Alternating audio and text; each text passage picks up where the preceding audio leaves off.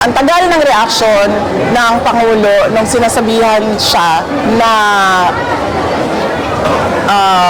binababoy yung budget natin. Pero parang bang noon ay wala siyang naririnig.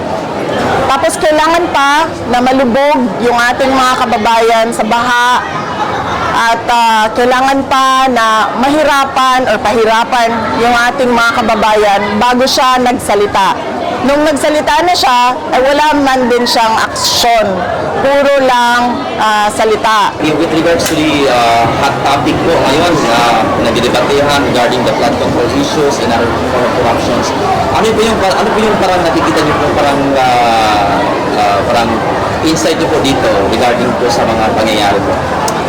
Unang-una, ang tagal ng reaksyon ng Pangulo nung sinasabihan siya na binababoy yung budget natin. Nagsabi na ako noong 2024 at alam na niya na merong gano'n na nangyari sa Department of Education at sigurado ako hindi lang yan sa Department of Education at sa Department of Public Works and Highways. Nandyan din yan ang corruption sa iba pang mga departments. Pero parang bang noon ay wala siyang naririnig.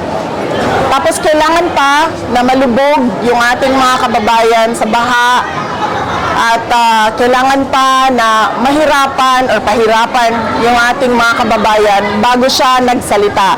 Nung nagsalita na siya, ay wala man din siyang aksyon. Puro lang salita.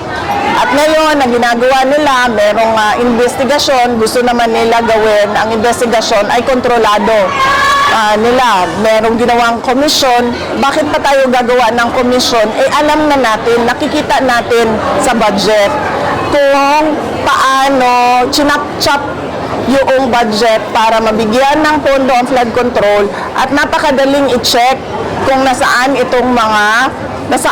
o kung wala bang flood control projects na ginawa.